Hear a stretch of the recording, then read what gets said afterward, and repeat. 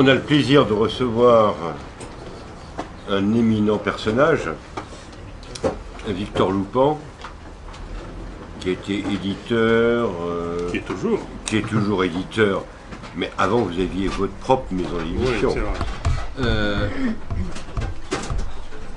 Un franco-russe. Et je l'ai invité ce soir pour parler de son dernier livre, Histoire secrète de la Révolution russe.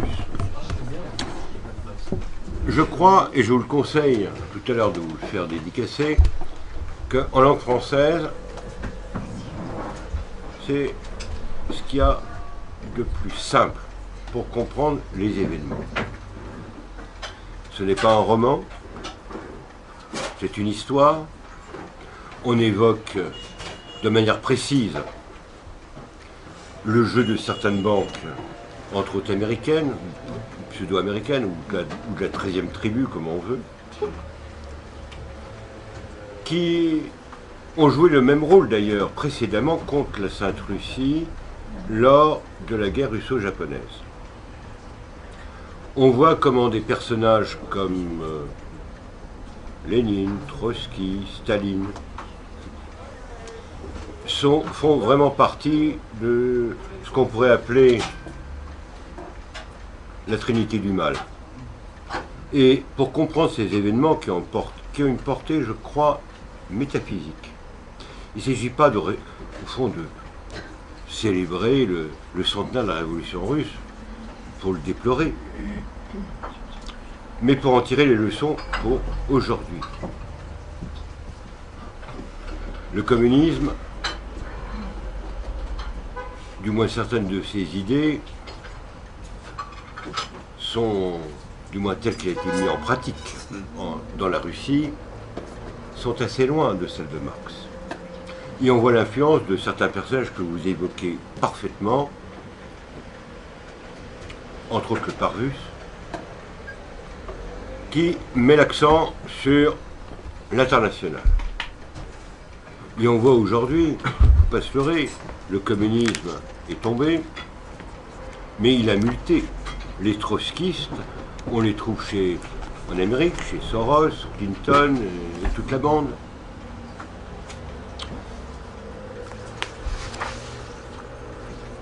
Page tragique, sombre, où le russe devient l'ennemi de son propre frère. C'est l'inversion de certaines phrases de l'Évangile. Et c'est peut-être ce que nous allons vivre.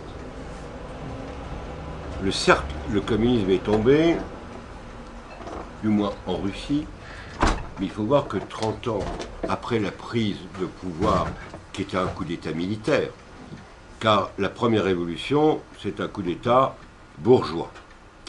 Et il faut retenir que le tsar a été trahi par sa famille, par l'armée, et même par l'Église. Si on lit par exemple les mémoires du dernier aumônier général de l'armée russe, qui a été traduit récemment en français, on est effrayé. Et pour comprendre cette complexité, je vous invite à lire Dostoïevski, Les démons, et aussi, je crois que ça vous a été présenté ici, le roman de Leskov, À couteau tiré, où on voit une petite secte anarchistes, nihilistes, féministes, qui vont au crime d'une manière gratuite. L'héroïne aurait pu obtenir son héritage sans besoin de tuer son conjoint. Non, plaisir. Je veux, je peux. Et c'est à l'image de notre société. Le communisme est mort, mais 30 ans après la prise du pouvoir, qu'est-ce qu'on voit?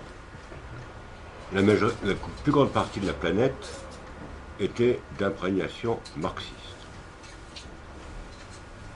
Après la guerre de 39-45, une grande partie de l'Europe de l'Est, l'Afrique, l'Asie, le gouvernement russe actuel a demandé pardon à son peuple pour les crimes passés. Ce n'est pas le cas pour les différents gouvernements français pour les crimes de la Révolution française. Et il faut bien voir que la Révolution française a été la matrice de toutes ces horreurs. Et il faut prendre bien de conscience aussi, et je pense que vous insisterez là-dessus, qu'une idée révolutionnaire, l'idéal révolutionnaire, ne se vainc pas par la baïonnette. Il faut des croyants, des saints. Et si la révolution russe, comme la révolution française, a été en quelque sorte une purification, il faut prendre conscience de notre devoir de mener le bon combat. Et c'est peut-être ce que nous enseigne aujourd'hui cette page sombre de notre histoire européenne. À vous, cher ami. Merci, frère Thierry, et merci à vous tous d'être venus pour entendre cette petite conférence. On va essayer de faire une causerie, puisque nous sommes dans un endroit sympathique où nous avons dîné ensemble. Quand l'éditeur Gilles du Rocher m'a proposé d'écrire ce livre, je me suis tout de suite dit, qu'il y avait des dizaines de livres sur les révolutions bolcheviques. Enfin, il y en avait vraiment beaucoup. Il faut voir que toute l'historiographie française a été communiste jusque dans les années 80. Hein. Donc vous avez toute une école d'histoire française qui a traité ce sujet de tous les côtés. Et aussi, il y a eu aussi des livres parfaitement anti-communistes qui ont été faits sur cette époque.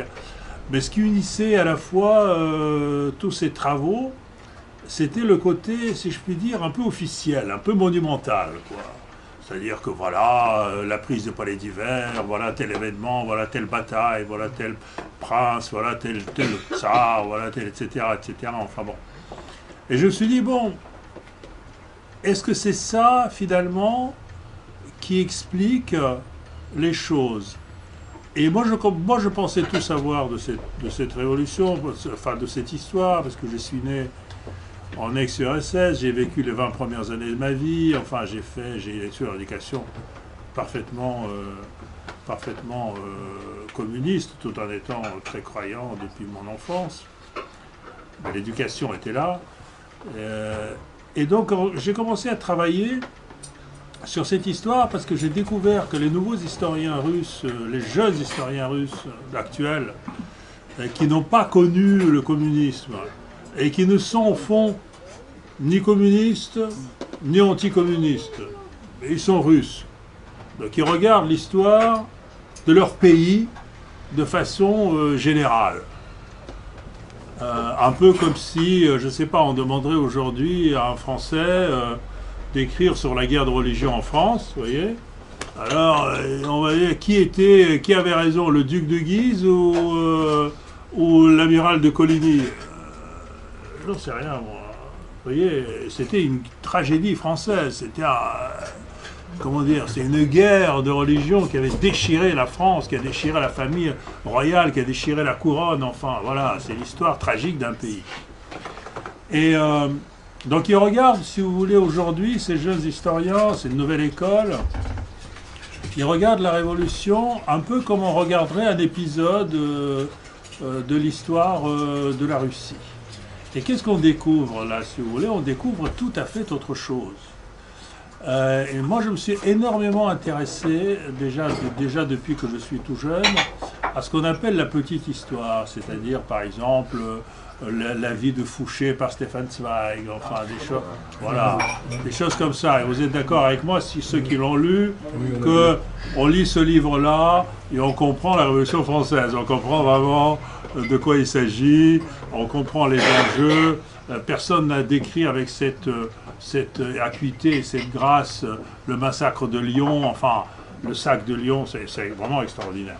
Bon, Et donc, j'ai commencé à travailler de cette manière-là, parce qu'en lisant, par exemple, des choses sur Lénine, sur Trotsky, sur Staline, je me suis dit, mais je savais pas ça, mais je connaissais pas ça, mais comment ça se fait que je n'avais pas ça, mais comment, ah bon, ah, je lisais, je m'étonnais moi-même en lisant, et du coup, j'ai trouvé, si vous voulez, l'axe de ce livre qui commence, vous allez me comprendre, de la façon suivante. Là, commence le 3 avril 1917. Et le 3 avril 1917, Lénine rentre en Russie. 19 ans d'immigration, 19 ans d'absence. C'est-à-dire qu'il revient dans un pays qu'il ne connaît pratiquement plus, c'est plus le même pays du tout. Il revient, il sort de son train de la gare de Finlande, il monte sur la voiture blindée. Le monument est toujours devant la gare de Finlande à Saint-Pétersbourg. Il monte sur sa voiture blindée, il parle aux ouvriers, aux marins qui étaient là devant lui, etc. Et tous ceux qui ont une éducation communiste, ce qui est mon cas, connaissent ça, ça s'appelle la thèse d'avril. C'est qu'il évoque la révolution mondiale, etc., etc. Il étonne d'ailleurs un peu ses amis quand il leur parle, parce qu'il est déjà lui-même très influencé par Trotsky sans le savoir. Et alors je découvre que ce même jour, le 3 avril 1917, un bateau suédois en direction de Stockholm, et donc en passant par Saint-Pétersbourg, entre dans le port d'Halifax, c'est un port canadien. La police monte à bord, la police monte à bord, et il y a une plateforme, enfin une partie du bateau, où il y a une dizaine de voyageurs qui vont en Russie. Visiblement, la police cherche quelque chose et elle trouve effectivement dans les bagages de quelqu'un, elle ne sait pas de qui, mais c'est les bagages qui sont tous ensemble, 10 000 $. Et 10 000 $ à l'époque, j'ai fait le calcul, c'est entre 350, enfin, c'est entre 350 et 500 000 € d'aujourd'hui. Hein. C'est une somme absolument considérable. Donc quelqu'un essaye de passer en douce, quoi, sans la déclarer. Et donc il faut effectivement ça, il demande à tout le monde de sortir, tout le monde sort, peut être interrogé par la police, sauf un personnage qui ne veut pas sortir, qui crie, qui se débat, à telle enseigne que la police le soulève, quoi, le porte, le policier le porte. Et ce personnage, c'est Léon Trotsky. Et l'argent était à lui, alors qu'il n'a pas travaillé un jour de sa vie. Et je me suis dit, mais c'est quelque chose d'absolument extraordinaire, cette coïncidence, que le 3 avril, Lénine débarque sur sa voiture blindée, et le même 3 avril, Léon Trotsky est arrêté avec 10 000 $ dont il ne peut pas expliquer la provenance, donc il refuse d'expliquer la provenance. Je me suis dit, ça c'est la clé du livre. Ça, c'est vraiment quelque chose qu'on ne connaît pas. Et je raconte d'où vient cet argent. Effectivement, il vient d'un banquier new-yorkais très célèbre qui s'appelait Schiff, Jacob Schiff, et qui était un grand financier, notamment de la guerre russo-japonaise, et un ennemi de la Russie farouche, parce qu'il considérait que le tsar était un ennemi de l'humanité. Et donc le livre commence comme ça c'est le prologue, et ensuite je pars tout de suite, parce que je m'intéresse au personnage de Léon Trotsky, qui est le personnage absolument fascinant. Vous savez, il faut toujours reconnaître, je veux dire, je ne suis pas communiste, je ne suis pas trotskiste, etc. Je pense que les gens qui sont présents ici non plus. Mais il faut savoir reconnaître le génie de quelqu'un. Je veux dire, mépriser l'ennemi, c'est vraiment faire preuve de peu d'intelligence. Hein. Et à ce moment-là, il ne faut pas être étonné de perdre tout le temps. Hein. Je commence le récit du livre après en Sibérie, en 1903. Léon Trotsky a déjà 23 ans à l'époque. Il est déjà père de famille, marié avec une femme beaucoup plus âgée que lui, une dizaine d'années plus âgée que lui. Il est déjà prisonnier politique, il est déjà arrêté.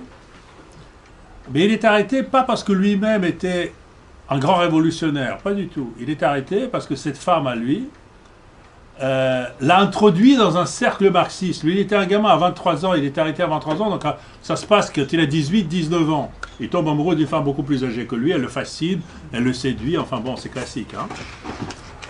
Et cette femme l'introduit dans les cercles marxistes. Et un jour, la police, qui a des mouchards partout, débarque et arrête tout le cercle. Ça se passait en province, en Ukraine. Enfin, il n'y avait pas d'Ukraine à l'époque, mais disons, c'est l'Ukraine d'aujourd'hui, on va dire. Ils sont tous arrêtés et envoyés en Sibérie. Donc c'est pas Léon Bronstein, Trotsky, il s'appelle Bronstein à l'époque, qui est arrêté en tant que grand révolutionnaire. Pas du tout. Simplement, il est dans la pièce, on a arrêté tout le monde, quoi. Et très peu de temps, donc en 1903, il a 23 ans, il s'enfuit. Il s'évade. Et c'est là, en s'évadant, qu'il prend le nom de Trotsky. Trotsky étant un homme mort, mais dont les papiers étaient authentiques. Il faut savoir qu'à l'époque, il n'y avait pas de photos, évidemment. Donc, toutes les polices de Russie sont à cette trousse, sauf qu'ils cherchent Léon Bronstein, alors qu'il voyage comme Léon Trotsky. Donc, vous pouvez chercher pendant 10 ans. Hein. Je veux dire, il est passé entre les mailles du filet. Très rapidement, il arrive à Vienne. Une semaine, 2 semaines après, il arrive à Vienne. Il va à une adresse chez un personnage illustrissime. Aujourd'hui, on appellerait ça la gauche caviar. Victor Adler, qui est le personnage vraiment de la social-démocratie de l'époque. Social-démocratie à l'époque, évidemment, qui n'est pas officielle, puisqu'il n'y avait pas de, je veux dire, il n'y avait pas de multipartisme à l'époque, c'était des partis plus ou moins clandestins, mais qui est quand même le parti de tous les bourgeois de gauche, etc., etc. Et Victor Adler est viennois, très riche, bonne famille, bourgeoise, et il est un peu l'argentier de la social-démocratie européenne. Donc il voit arriver chez lui le jeune Léon Trotsky. Alors moi, je vu les photos de Léon Trotsky de l'époque, il se rasait même pas encore. Enfin, je veux dire, il avait une petite barbichette ici, comme ça, mais sinon, il avait un peu un visage de fille, vous voyez. C'est un jeune garçon, quoi, un jeune garçon qui se rase pas encore comme il faut. Il arrive, mais c'était déjà un détenu politique. Victor Adler était fasciné par ce gars qui arrive chez lui, de Russie, du fin fond de la Russie, qui parle allemand, qui parle français, qui parle anglais, qui a beaucoup lu, qui raconte très bien. Victor Adler est comme ça devant lui. Il était beaucoup plus âgé, Victor Adler. Hein. Et l'adresse à laquelle il arrive sur la Bergstrasse aujourd'hui, c'est l'adresse la plus connue de Vienne. Vous savez pourquoi? Parce qu'à l'étage au-dessus habitait Sigmund Freud. Et Léon Trotsky, 23 ans, juif d'Ukraine, immigré, rien, il est rien. Le soir même, il dîne avec Victor Adler chez Sigmund Freud. Évidemment, il devient freudien. Et c'est lui le précurseur de freudomarxisme qui va faire Flores dans les années 60-70, notamment en France. Ça commence comme ça. Et donc, mais à l'époque, il faut bien se rendre compte que entre l'Empire austro-hongrois et la Russie, on n'est pas encore en 14, on est en 1903, entre l'Empire austro-hongrois et la Russie, c'est la grande amitié, la grande amitié, c'est l'amour. Et donc la police de l'empereur Habsbourg, l'empereur Joseph, et elle surveille Adler, elle surveille, donc du coup elle voit Trotsky, elle commence à surveiller Trotsky, enfin, etc., etc. Et Adler dit à ce moment-là à Trotsky, il dit, écoute, c'est pas sûr ici, ils sont capables de t'arrêter et de te rendre aux Russes, ça va pas, il faut trouver une solution, je vais t'envoyer à Londres, c'est beaucoup plus calme, c'est beaucoup plus tranquille, la liberté politique est respectée à Londres, etc., etc. Voilà de l'argent, tu as de quoi vivre un an sans travailler, et tu vas être accueilli par monsieur et madame Richter. Alors que Trotsky, évidemment, il voyageait toujours en première classe. Hein. Il va à Londres, et il est accueilli par monsieur et madame Richter. Et monsieur et madame Richter, c'est monsieur et madame Lénine, qui habitaient clandestinement à Londres sous ce nom-là. Donc, si vous voulez, on est dans un roman complètement fou, et qui vous montre, si vous voulez, que l'histoire monumentale n'est rien par rapport à l'histoire intime de ces gens, parce qu'évidemment, quand je vous dis Lénine, vous voyez tout de suite, ben non, il habitait à l'époque dans un 3 pièces, hein, je veux dire, avec sa femme. Hein, je veux dire, c'était pas le Lénine qui a pris le pouvoir en Russie. Hein. Et donc, Lénine aussi est tellement fasciné par Trotsky, qui a 10 ans de moins que lui. Hein. Lénine, regarde Trotsky, il dit, mais ce type est absolument extraordinaire. Il était surtout fasciné par sa facilité verbale. Il avait du talent, quoi. C'était un type talentueux. Il parlait très bien, alors que Lénine, bien qu'intellectuellement très fort, etc., était un peu laborieux, il avait du mal à s'exprimer, il écrivait surtout. Donc quand il fallait parler, c'était pas aussi fort. Et donc il devient, dans leur parti, qui est en fait une secte, hein, c'est une espèce de secte, Trotsky devient un peu son bras droit, non pas son bras droit, non seulement son bras droit, mais un peu son porte-parole. Et surtout, le talent de Trotsky se manifeste dans le fait de se moquer des autres. C'est-à-dire qu'il est capable, par exemple, quand Lénine voulait dégommer, pardonnez-moi l'expression, hein, enfin tout le monde comprend, quand il voulait dégommer un adversaire politique, etc., il fallait avoir le verbe haut, il fallait faire une blague assassine, il fallait l'humilier, enfin il fallait faire tout ça, comme c'est souvent le cas dans les sectes politiques. Et il envoyait Trotsky. Il disait à Trotsky, celui-là il faut le dégommer, voilà, il faut dire ça, ça, ça, et Trotsky le disait. À telle enseigne que leurs camarades de parti ont commencé à appeler Trotsky la matraque de Lénine. Enfin, vous voyez le genre.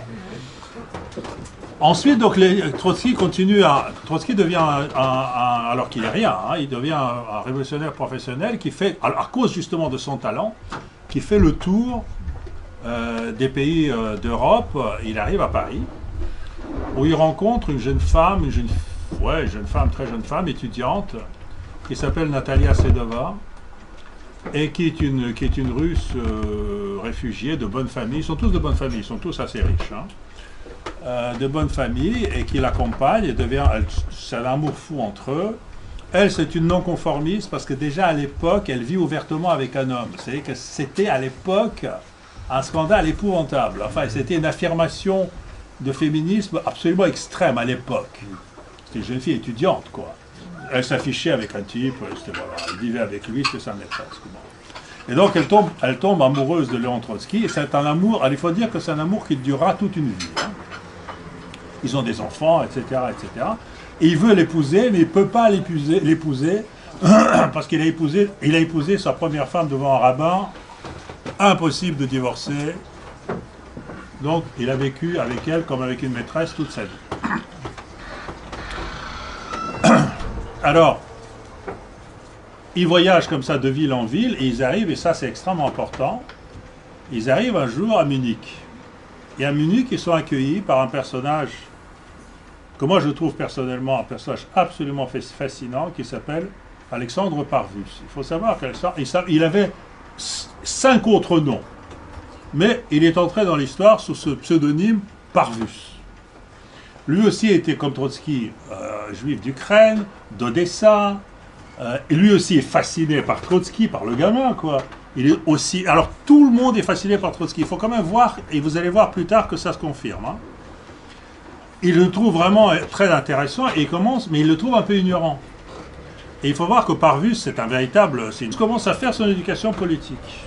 Alors, il faut savoir que Parvus, non seulement il est milliardaire, mais il est à la fois autrichien, allemand et turc. Il a des entreprises partout. Il travaille pour les services, il est à la fois révolutionnaire, clandestin, en même temps il travaille pour les services de plusieurs pays, dont l'Allemagne, pour le service secret allemand, etc., etc. Il est envoyé en mission. Enfin, c'est un personnage absolument extraordinaire. Et c'est lui qui fait l'éducation politique de Léon Trotsky, et notamment c'est lui qui donne à Léon Trotsky cette idée qui va être la marque du trotskisme, qui est la révolution permanente. Et pas seulement la révolution permanente, mais aussi il lui donne la révolution mondiale et la République mondiale. C'est vraiment des idées, si vous voulez. La République mondiale, c'est une idée vivante aujourd'hui. Hein. Le mondialisme, c'est basé sur l'idée de République mondiale. Hein. Donc, si vous voulez, c'est un personnage absolument extraordinaire. Alors, tout ça, en plus, se passe dans des boîtes de nuit, à Schwabing. Je ne sais pas si vous connaissez Munich, enfin, à Schwabing, dans le quartier de Schwabing, des filles qui dansent à moitié nues, eux, ils parlent de révolution, c'est assez extraordinaire. Sur ces entrefaits, arrive la première révolution russe. c'est 1905. Parce qu'il faut bien se rendre compte que la révolution de 1917, c'est peut-être le troisième acte d'un processus révolutionnaire.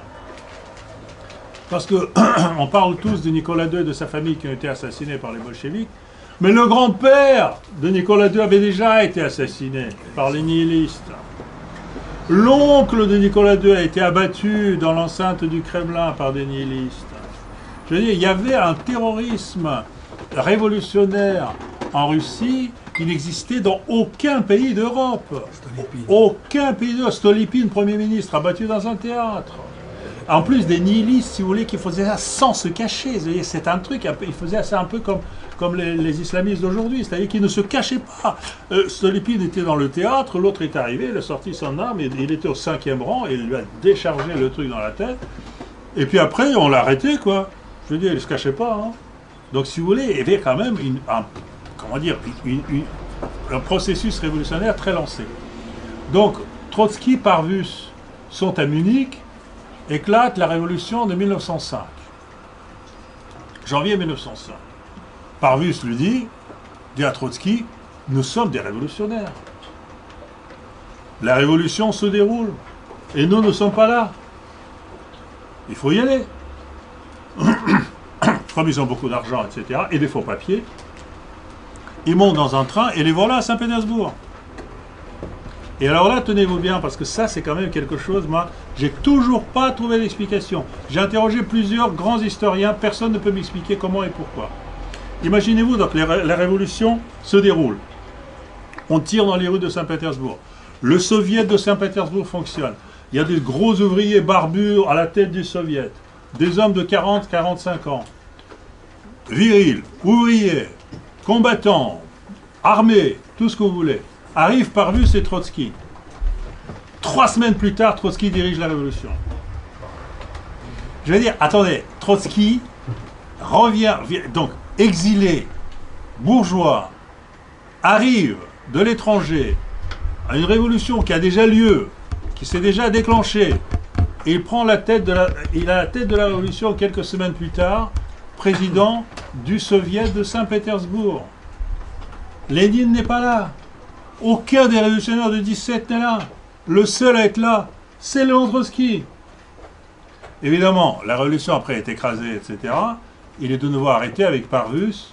Il part en Sibérie, il part de nouveau en exil. 2 mois plus tard, il s'évade. La police du tsar, c'était quand même une plaisanterie. Hein. Je veux dire, il faut bien savoir que la police du tsar, c'était pas la Tchéka. Hein.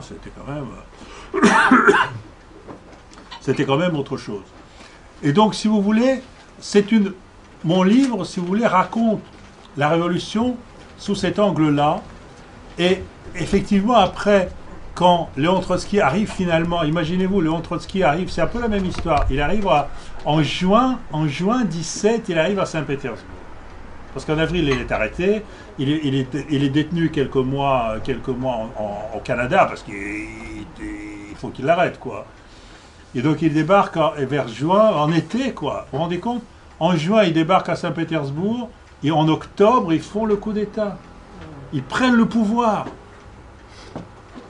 Je veux dire, il y a quelque chose là qui tient quand même du... Je ne sais pas si vous sentez ça, mais enfin, il y a quand même là quelque chose qui tient du... Et Lénine n'est pas présent. Lénine n'est pas à Saint-Pétersbourg. C'est-à-dire que à Pétrograd, la révolution d'octobre, le coup d'État d'octobre, appelez ça comme vous voulez, se produit le 25 octobre 1917, pratiquement sans verser de sang.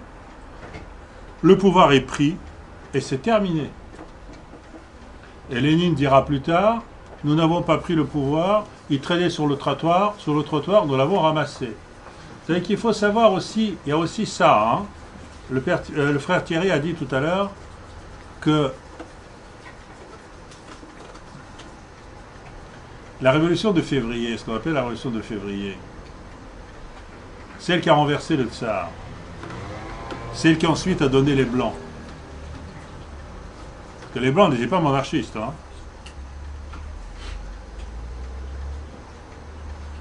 C'était quand même un ramassis de, je ne vais pas dire des imbéciles, mais des gens qui ne savaient pas ce qu'ils faisaient, en fait. C'est la phrase, pardon-leur, ils ne savent pas ce qu'ils font. Vraiment, ils ne savaient pas ce qu'ils faisaient. Ils ont pris ils ont renversé le tsar, très bien. Ils ont arrêté le tsar, très bien. Ils ont pris le pouvoir, très bien. Ils avaient le contrôle de tout. Et en fait, ils ne contrôlaient rien. Tout de suite, on commençait. Il y avait des problèmes d'approvisionnement. L'armée était en ébullition. Mon grand-père à moi, qui combattait sur le front en 1917, il est parti à la guerre en 14. Il avait 19 ans en 14. Il est parti en 14. En 17, il était sur le front. Mon grand-père a désarmé les officiers. Parce qu'il était soldat. Il y avait les mutins. Toute l'armée s'était mutinée. Désarmer les officiers. Déserter en masse. Quand les bolcheviks, je veux dire, il faut voir les descriptions. Moi, j'ai découvert les descriptions de Saint-Pétersbourg entre février et octobre 1917. Des dizaines de milliers de soldats dépenaillés, armés, déserteurs de toutes sortes, s'adonnant à toutes sortes d'excès dans les rues, une espèce d'anarchie totale, un meeting permanent, notamment devant un cirque. Il y avait un cirque là-bas qui était très connu. Le meeting durait 24 heures sur 24 et les personnages qui assistaient à ces meetings, c'était les soldats déserteurs. Donc, si vous voulez, lorsque les rouges arrivent et prennent le pouvoir, les bolcheviks, ils ne sont pas encore des rouges, les bolcheviks arrivent et prennent le pouvoir tombe comme un fruit mûr, même pas un fruit mûr, un fruit blette, quoi. Il tombe et il s'écrase comme ça sur le trottoir et c'est fini. Ils prennent le pouvoir. Kerensky s'enfuit, Kerensky c'était le chef du gouvernement, soi-disant provisoire, tout le monde s'enfuit, il y a quelques soubresauts, etc. Et en 1918 commence ce qu'on appelle la guerre civile. C'est quelque chose d'absolument épouvantable qui va faire entre 7 et 10 millions de morts. Encore aujourd'hui, on n'est pas certain, certains disent 7, d'autres disent 10. Voilà. Commence comme ça. Les rouges, les bolcheviks contrôlent Saint-Pétersbourg et Moscou. Mais il y a encore des combats à Moscou et des combats assez longtemps dans les rues. Ils ne contrôlent pas le reste du pays.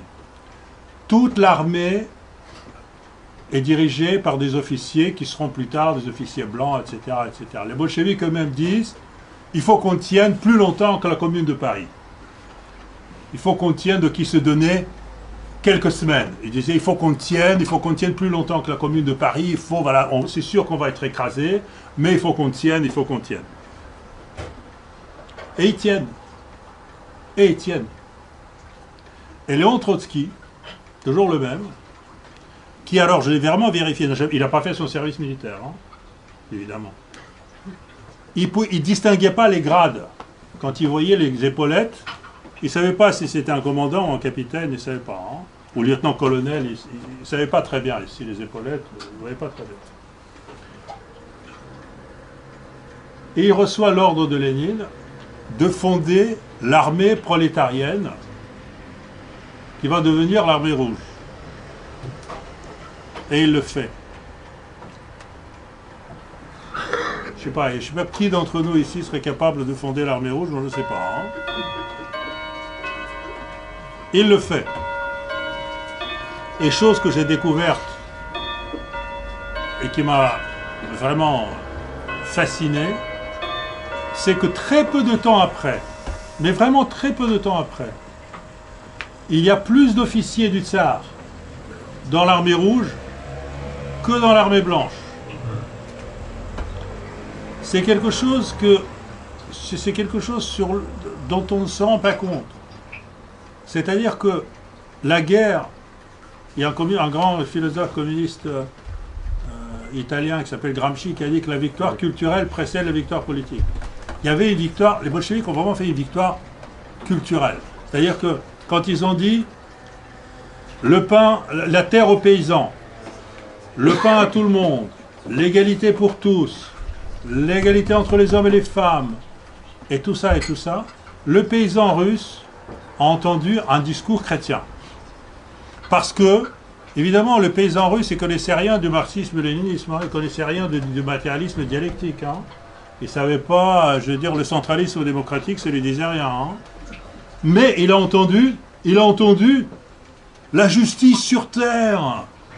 Tous égaux, il a entendu. Je veux dire, le discours de l'Église russe a depuis plusieurs siècles à ce moment-là été ce discours-là. Le discours de l'Église russe était de créer une société alternative, une société de justice, une société où nous sommes tous des enfants de Dieu, où nous sommes tous égaux devant Dieu, etc., etc. Et donc, le paysan russe, qui était assoiffé de justice, qui en avait marre de cette guerre, les hommes étaient à la guerre depuis 4 ans. Les femmes labouraient les champs. Les chevaux étaient pris à la guerre. Les femmes tiraient la charrue à la place des chevaux. Enfin, il faut bien imaginer ce que c'était, quoi. Tout le monde en avait ras-le-bol. Et donc, quand ils ont entendu le discours des bolcheviks, ils se sont dit, ils l'ont compris. Ils l'ont compris. À leur façon, ils l'ont compris. Et donc, ce discours-là a attiré aussi toute une génération, peut-être, d'officiers issus des couches inférieures de la société, qui avaient plutôt des sentiments proches du peuple, qui avaient peut-être des sentiments de gauche, qui en avaient eux aussi marre de la boucherie de 14-18, etc., etc., et qui disaient, c'est vrai, il faut que ça s'arrête.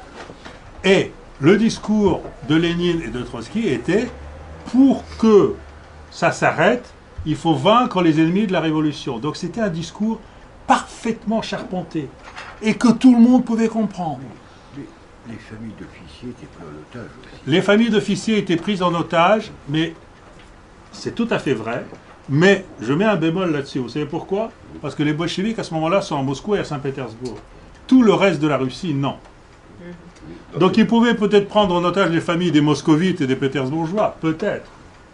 Mais pas par exemple des familles de Kiev, eux, ils n'étaient pas. Ou des familles d'Odessa, ou je ne sais pas, le pays est quand même énorme. Hein.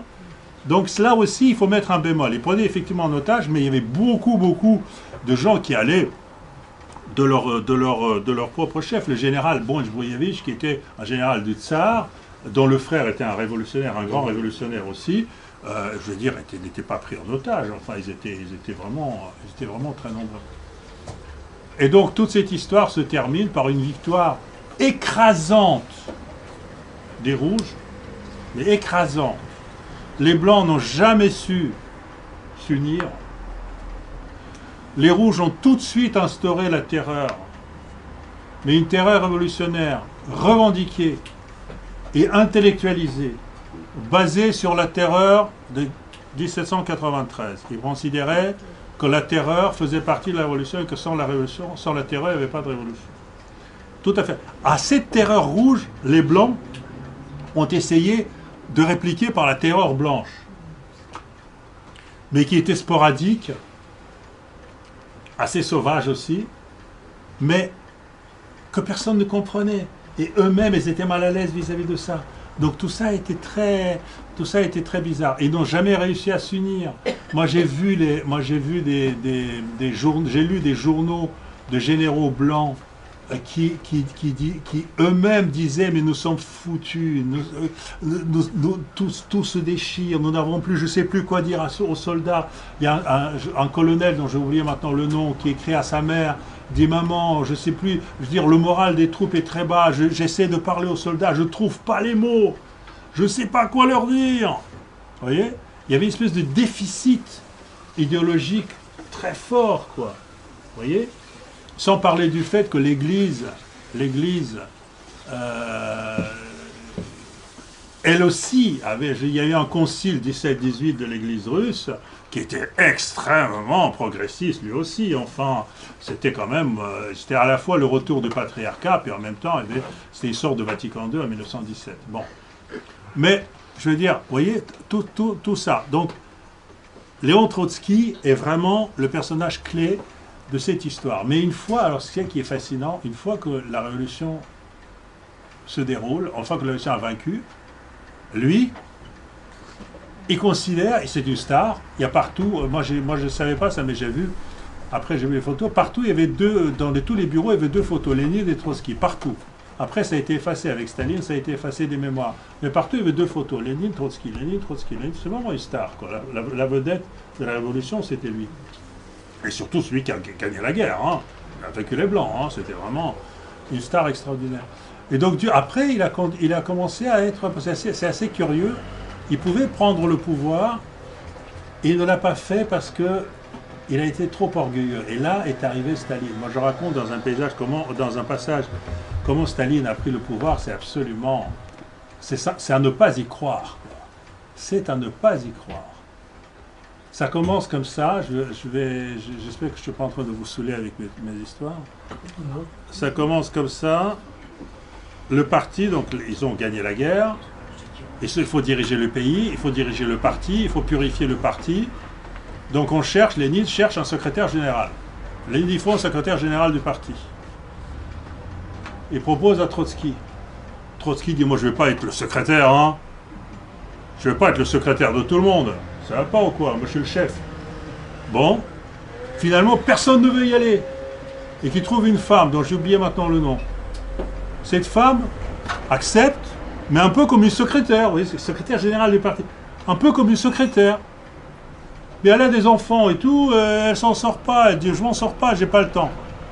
Après, donc, il n'y a personne qui veut de la place. Il trouve Molotov, mais Molotov a à ce moment-là 25 ans, le futur Molotov, qui est un jeune homme. Trouve Molotov. Molotov commence, mais il n'a pas l'expérience, il ne s'en sort pas. Et là, Staline vient et dit, bon, je veux bien m'y coller. Parce que Staline a déjà compris que diriger le parti, créer le cadre du parti, était en fait le vrai pouvoir. C'était comme ça qu'on dirigeait, etc., etc.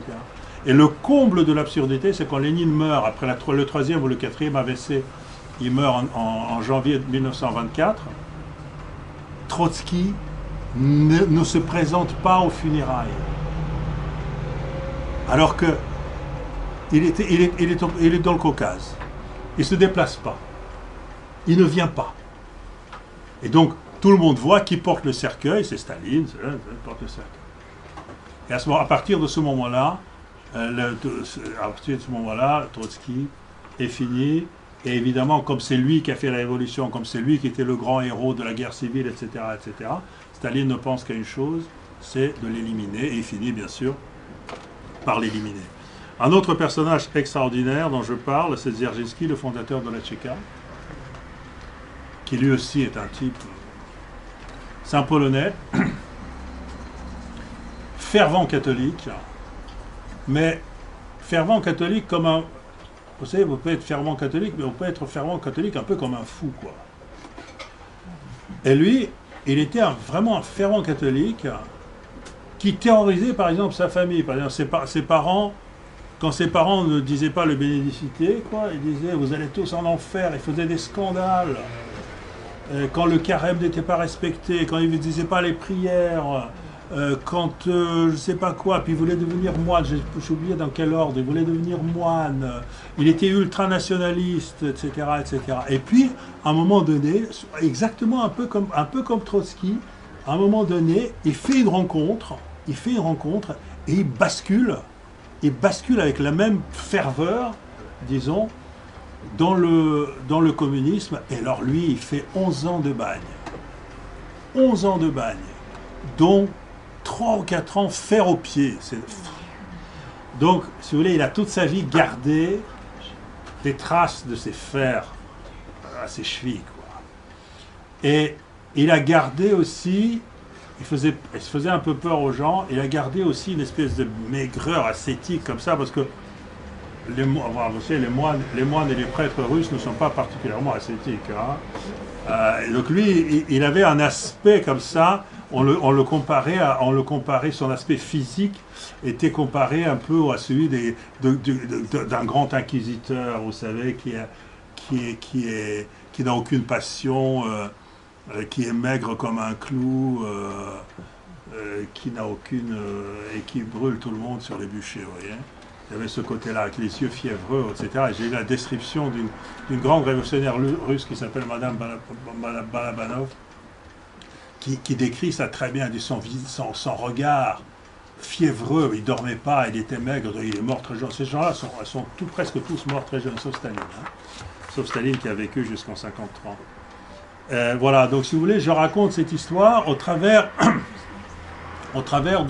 des personnages clés comme ça, et qui éclairent, alors bien sûr je parle des événements évidemment, hein, mais qui éclairent les événements avec un éclairage. Alors j'ai rien inventé, hein, moi j'ai écrit ça pour le public français, mais en Russie il y a des historiens qui font un travail absolument extraordinaire. J'étais en contact avec un jeune historien qui sur la journée, qui a écrit un livre de 500 pages je crois, juste sur la journée de 25 octobre 1917. Hein.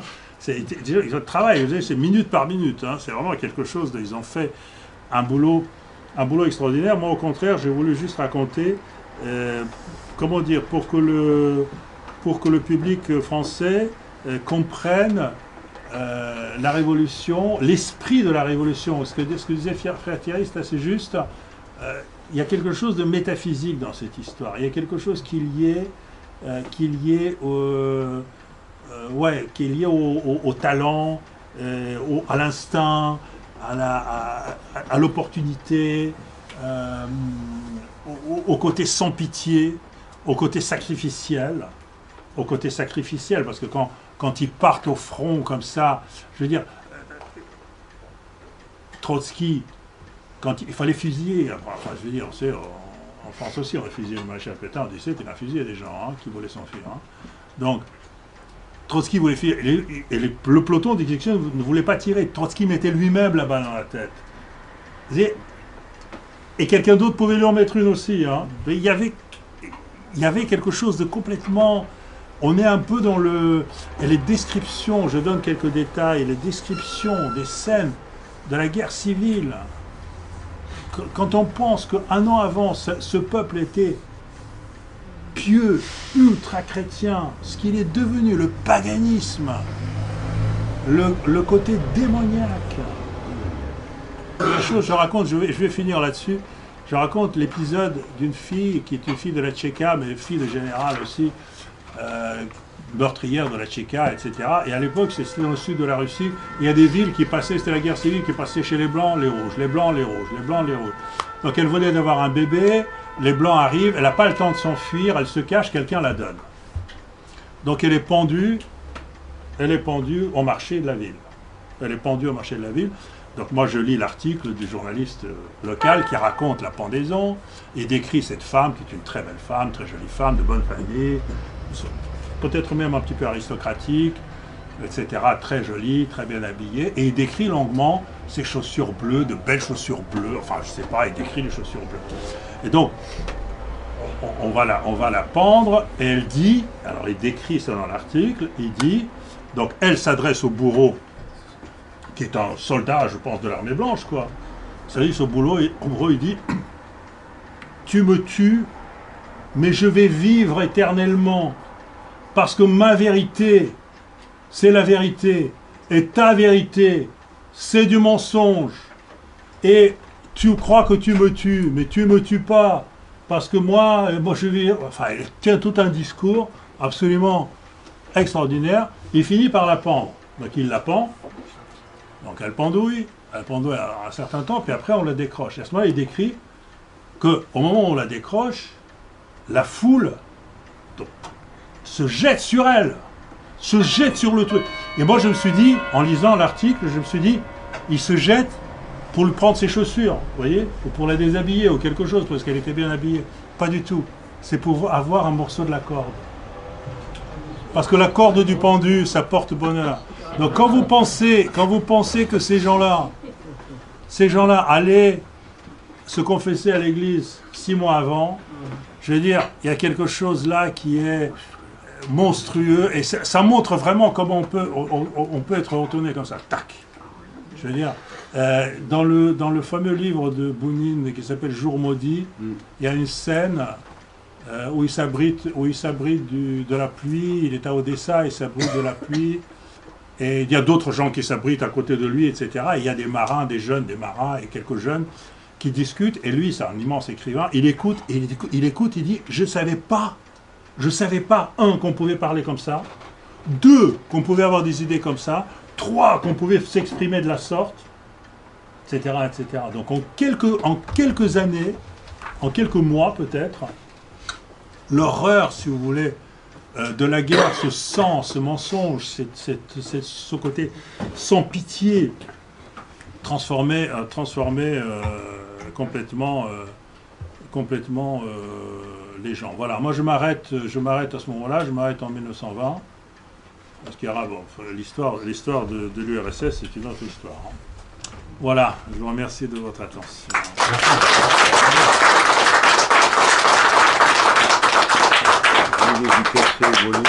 Ah oui, moi j'ai quelques livres, si vous voulez que je vous les dédicace, avec plaisir. Combien coûte ce livre-là? Combien coûte ce livre-là? 17,90. C'est le mien, celui-là. Moi j'en ai un, si vous voulez. Il y a quelques livres. Ceux qui veulent s'avancent. Ceux qui veulent s'avancent et je vais vous les dédicacer. Moi je peux alors. J'ai oublié de dire que les mines, les revenus, les